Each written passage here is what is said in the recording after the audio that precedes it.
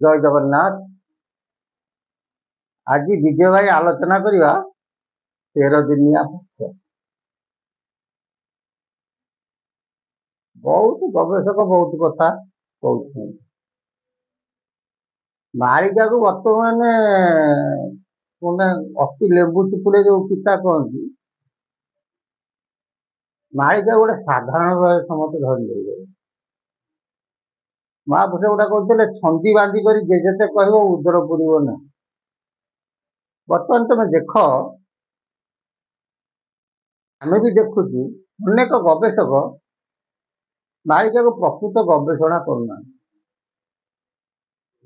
बुझी जहाँ मुंड को ढुकला ता ही कहीदे पारे।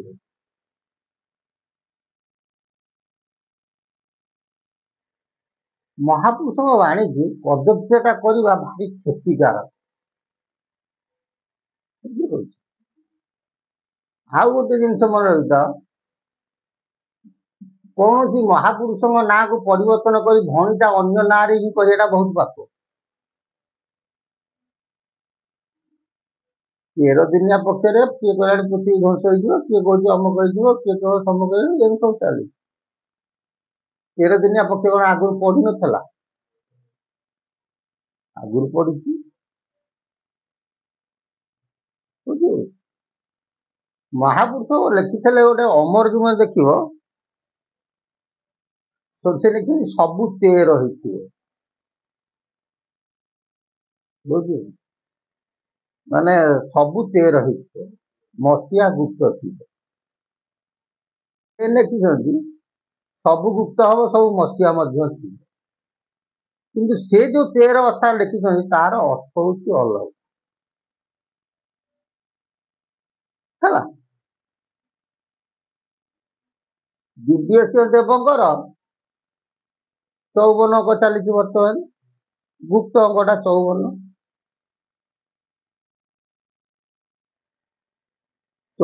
अंक को जो तुम धर महापुरुष अच्युत 54 अंक कथा दिव्यसिंह कौटी लिखी ना है जदि 67 अंक को विचार कर 67 अंक मीन शनि पड़ूना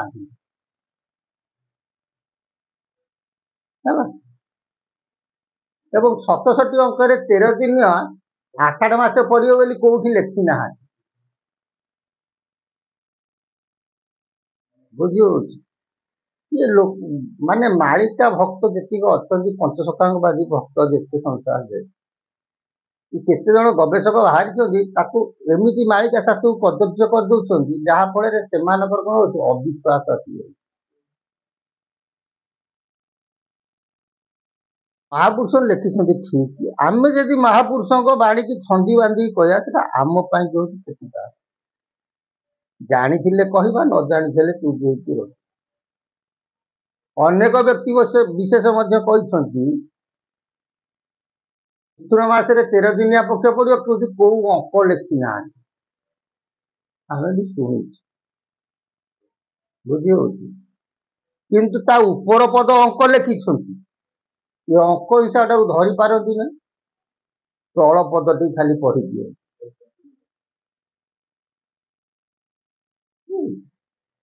गोटे शिवकल्प शास्त्र से पदटी समझे पढ़ती मिथुन मासरे 13 दिनिया पक्षे काल धरित्री घासिए ए वर्ष मिथुन मासरे पड़ुची 13 दिनिया पक्ष ता ऊपर पदटा कौन लिखी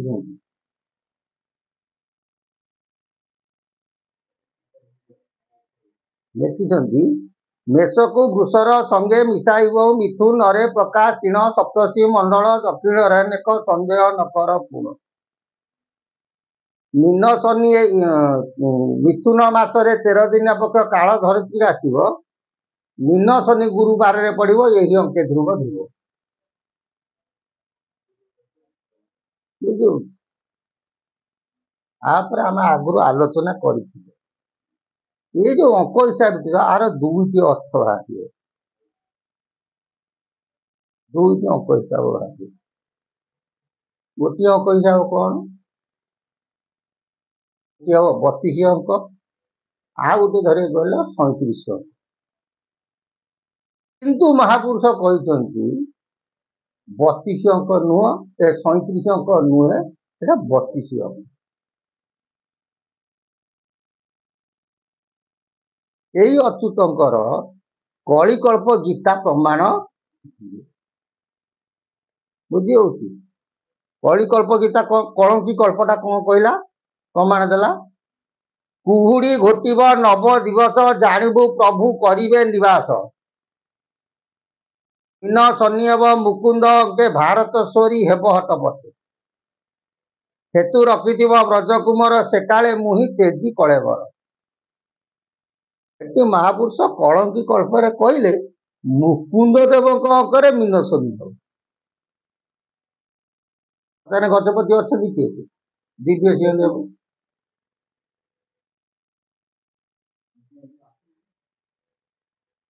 ମୁକୁନ୍ଦ ଦେବଙ୍କ ସମୟରେ ମୀନ ରାଶିକି ଶନି ସଞ୍ଚାର ହେବେ, ଗୁରୁବାରେ ପଡୁଥିବ, ସେଇ ଅଙ୍କରେ କଣ ହବ ନା ମିଥୁନ ମାସରେ 13 ଦିନିଆ ପକ୍ଷ ପଡିବ। ହେଲା, କହିଲେ ମେଷକୁ ବୃଷରେ ସଙ୍ଗେ ମିଶାଇବୁ, ମିଥୁନରେ ପ୍ରକାଶିଣ, ସପ୍ତର୍ଷି ମଣ୍ଡଳ ଦକ୍ଷିଣରେ ଲେଖ, ସନ୍ଦେହ ନ କର ପୁଣ। ଇଏ ହବ 32 ଅଙ୍କ। କେମିତି ହବ? କାହିଁକି ଆମେ ଖୋଲି କହୁନୁ? ଅନେକ ମାନେ ଚ୍ୟାନେଲରେ ଆମ ଭିଡ଼ିଓଟାକୁ ଟୋଟାଲ ଆମ ଭିଡ଼ିଓକୁ ନେଇ ଥୋଇ ଦଉଛନ୍ତି ଏବଂ ଆମ କଥାକୁ ନେଇ ମଧ୍ୟ ଥୋଇ ଦଉଛନ୍ତି। କିନ୍ତୁ ମନେ ରଖିଥା, ସେଟା ହଉଛି 32 ଅଙ୍କ। ହେଲା, ମୀନ ଶନି ଗୁରୁ ବାରରେ ପଡିବ, ଏହି ଅଙ୍କେ ଧ୍ରୁବ ଧ୍ରୁବ। 32 ଅଙ୍କରେ ମୀନ ଶନି କଣ ହବ?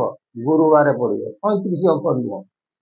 ଏଠି 67 ଅଙ୍କ କଥା ମହାପୁରୁଷ ଟୋଟାଲି ଲେଖି ନାହାନ୍ତି। ବୁଝି ହଉଛି? କହିଲେ ମିଥୁନ ମାସରେ 13 ଦିନିଆ ପକ୍ଷ କାଳ ଧରିତ୍ରୀ ଅଛି। ମୁକୁନ୍ଦ ଦେବଙ୍କର 32 ଅଙ୍କ ହୋଇଥିବ, ସେହି ସମୟରେ ମିଥୁନ ବୋଲନ୍ତେ ଆଷାଢ ମାସରେ 13 ଦିନିଆ ପକ୍ଷ ଭୋଗ କରିବ। ଭୋଗ କରିବ, କାଳ ସେତେବେଳେ ଧରିତ୍ରୀ। ଏଇ କଥାକୁ ମହାପୁରୁଷଙ୍କ ଅଚ୍ୟୁତଙ୍କ ବାଣୀ ଉପରେ ସମାଧାନ କଲେ ସନ୍ଥ ଭୀମ। କହିଲେ ମୁକୁନ୍ଦ ଦେବଙ୍କ 32 ଠାବରୁ 34 ପର୍ଯ୍ୟନ୍ତେ ମୀନ ଶନି ଶୁଣ ଶାକମ୍ବରୀ ସେତିକିବେଳେ କଳଙ୍କି ରଖେ।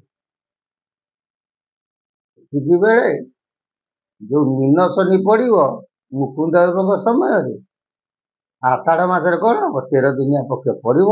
ସେ ସମୟଟା ବହୁତ କ୍ଷତି କରେ। କିନ୍ତୁ ବର୍ତ୍ତମାନ ଯୋଉ 13 ଦିନିଆ ପକ୍ଷ ପଡିବ, ଏମିତି କେତେ ପଡିଲାଣି ମଧ୍ୟ ପଡିବ। ଅନେକ ବ୍ୟକ୍ତି କହୁଛନ୍ତି 4 ଦ୍ୱାର ଖୋଲିଲେ ପୃଥିବୀ ଧ୍ୱଂସ ହେଇଯିବ। ଆରେ ବାପା, ଆମେ ସିନା ଏବେ 4 ଦ୍ୱାର, କରୋନା ପହିଲାକୁ 4 ଦ୍ୱାର ବନ୍ଦ ହେଲା, ଗୋଟାଏ ଦ୍ୱାର ଖୋଲା ହେଲା। ଅତୀତରେ କେତେ ଦ୍ୱାର ଜଗନ୍ନାଥଙ୍କର ଖୋଲିଥିଲା? 4 ଦ୍ୱାର ଖୋଲିଥିଲା ନା ଖୋଲି ନଥିଲା? ଠିକ ନା ଭୁଲ? ଭକ୍ତମାନଙ୍କୁ ଭୟଭୀତ କରିବା ମହାପୁରୁଷ କଶ୍ମୀର କାଳେ ଲେଖି ନାହାନ୍ତି। ଆମେ ବାରମ୍ବାର କହିଛୁ 56 ଅଙ୍କ ପର୍ଯ୍ୟନ୍ତ ବହୁତ ବିପଦ ରହିଛି।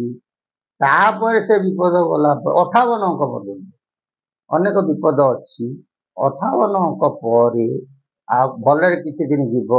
ମୁକୁନ୍ଦ ଦେବ ଯେତେବେଳେ ଆସିବେ, ତାଙ୍କ 13 ଅଙ୍କ ଠାରୁ 42 ଅଙ୍କ ପର୍ଯ୍ୟନ୍ତ ପୁଣି ମଧ୍ୟ ଖଣ୍ଡ ପ୍ରଳୟମାନ ଦେଖାଯାଏ। ପ୍ରଳୟ ପୃଥିବୀ ଭୂଖଣ୍ଡକୁ ନାହିଁ। ମହାପୁରୁଷ କୋଉଠି ନିହାତି ପ୍ରଳୟ ହେଇଯିବ, ସବୁ ନିହାତି ଖଣ୍ଡ ପ୍ରଳୟ। ପ୍ରଳୟ କାହାକୁ କୁହନ୍ତି? ଖଣ୍ଡ ପ୍ରଳୟ କାହାକୁ କୁହନ୍ତି? ମହାପ୍ରଳୟ କାହାକୁ କୁହନ୍ତି? ତାକୁ ତର୍ଜମା କଲେ ଅନେକ ସମୟ ଲାଗିଯିବ। କିନ୍ତୁ ବର୍ତ୍ତମାନ ଯୋଉ ଆସନ୍ତା ଆଷାଢ ମାସରେ ଯୋଉ 13 ଦିନିଆ ପକ୍ଷ ପଡୁଛି, ତେର ଦିନିଆ ପକ୍ଷ ପଡ଼ିଲେ ଖରାପ, ପଞ୍ଚଗ୍ରହକୂଟ ପଡ଼ିଲେ ଖରାପ, ଷଡ଼ ଗ୍ରହକୂଟ ପଡ଼ିଲେ ଖରାପ, ବୁଝିହେଉଛି। ପୂର୍ଣ୍ଣମୀ ସଂକ୍ରାନ୍ତି ଏକତ୍ରି ପଡ଼ିଲେ ଖରାପ। ଏଟାକୁ ଆମ ଜ୍ୟୋତିଷ ଶାସ୍ତ୍ରରେ ଏଟା ଖରାପ ବୋଲି ସମୟ ନିର୍ଘଣ୍ଟ କରାଯାଇଅଛି। କିନ୍ତୁ ମହାପୁରୁଷ ଲେଖିଛନ୍ତି କ'ଣ, ଜଗତ ମହାପୁରୁଷଙ୍କ ଉପରେ ଏ କଥାଟାକୁ ଛାଡ଼ିବାଟା ଠିକ ନୁହେଁ, ବୁଝିହେଉଛି। ଆଉ ଗୋଟେ କଥା ମନେ ରଖିଥାଅ, ଜଗନ୍ନାଥ ସଂସ୍କୃତି ଏବଂ ପଞ୍ଚସଖା ତତ୍ତ୍ୱ ଇଏ ପରସ୍ପର ପରିପୂରକ। ପଞ୍ଚସଖାଙ୍କ ତତ୍ତ୍ୱକୁ ଯଦି ହେ ଜ୍ଞାନ କରିବା, ତାହେଲେ ଜଗନ୍ନାଥଙ୍କୁ ମଧ୍ୟ ହେ ଜ୍ଞାନ କରିଦେବା। ପଞ୍ଚସଖା କିଏ? ସ୍ୱୟଂ ଜଗନ୍ନାଥଙ୍କର ବା ସବୁ ପାଞ୍ଚଟା ରୂପ। ଯେମିତି ତ୍ରେତୟା ଯୁଗରେ ରାମଚନ୍ଦ୍ର ଆସିଲେ, ଗଲା ବେଳକୁ ତିନି ଭାଇକି ସାଙ୍ଗରେ ନେଇକି ଗଲେ। ପଚାରିଲେ ଜାମ୍ବବାନ, ପ୍ରଭୁ ତାକୁ କେହି ନେଇକି ଯାଉଛ? ନା ରେ ଆମେ କେହି କାହାକୁ ଉଣା ନୁହଁ, ଆମେ ଗୋଟିଏ ଘରୁ ସମସ୍ତେ ଆସୁ, ବୁଝିହେଉଛି।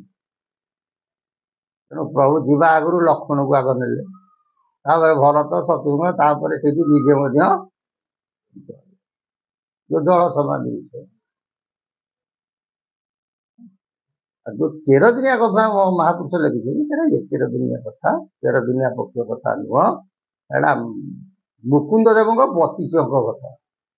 ତାହେଲେ ମୁକୁନ୍ଦ ଦେବ ରଜା ହେବେ କେବେ? ମହାପୁରୁଷ ବି ସ୍ୱତନ୍ତ୍ର ଖୋଲିକି ଲେଖିଛନ୍ତି ମୁକୁନ୍ଦ ଦେବ କେବେ ରଜା। ଆଉ ମହାପୁରୁଷ ଖୋଲିକି ଲେଖିଛନ୍ତି ମୁକୁନ୍ଦ ଦେବ ଯେବେ ରଜା ହେବେ, ସେଇଠୁ ତମେ ଗଣିଯିବ ଠିକ ମିଶି ମିଶିକା ପଡେ।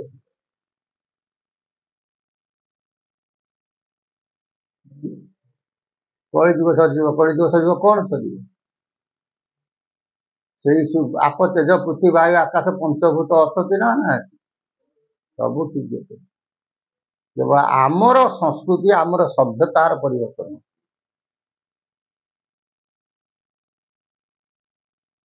ଜଗତରେ ସତ୍ୟ ସନାତନ ଧର୍ମ ସତ୍ୟ ମାନେ ସାର ହବ, ଏବଂ ଜଗନ୍ନାଥ ସଂସ୍କୃତି ଜଗତରେ ସାର ହବ। ଏ କଥା ମହାପୁରୁଷ ବାରମ୍ବାର ଚେତନା ଦେଇଛନ୍ତି। ମହାପୁରୁଷ ଯୋଉ 13 ଦିନିଆ ପକ୍ଷ ନଥିଲେ, ସେ ମୁକୁନ୍ଦ ଦେବ ରଜାଙ୍କ ସମୟ କଥା ଲେଖିଛନ୍ତି। ବୁଝିପାରିଲେ ନା? ବୁଝିପାରିଲେ? କିନ୍ତୁ ଏ 13 ଦିନିଆ ପକ୍ଷରେ ହବାର ଛାନିଆ ହବାର ନାହିଁ। କିନ୍ତୁ ଏ ଆଷାଢ଼ ମାସରେ ଗୋଟେ ବିପଦ ଅଛି ବୋଲି ସ୍ୱତନ୍ତ୍ର ସେପାରେଟ ଅଲଗା ନାହିଁ, ହେଲା। ବିଂଶ ବେନି ନବ ସମୀର ସଂଯୋଗ ବାସୁ ବିଜୟ ଅଷ୍ଟ ବ୍ୟସ୍ତ ମଇ ହେବ ଭାରାଗ୍ରସ୍ତ, ବାର ବାର କରି କର ନେଉଟାଇବ ବାସୁ ବିଜୟ ଅଷ୍ଟ ବ୍ୟସ୍ତ।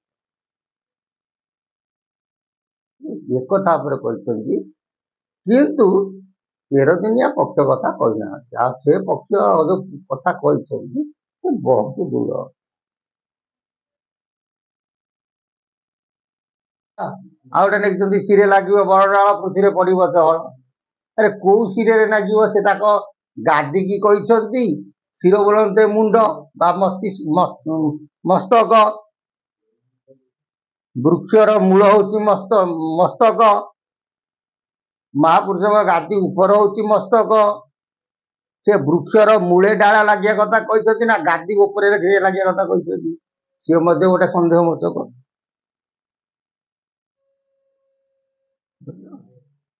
ତେଣୁ ଗୋଟେ ଚାଲି ନ ଜାଣି କ'ଣ ବାଟର ବସି, ଆମେ ମହାପୁରୁଷଙ୍କର ସତ୍ କଥାଟାକୁ ନ କହିକି ତାକୁ ଯେ ଭ୍ରାଷ୍ଟ କରିଦଉଛେ।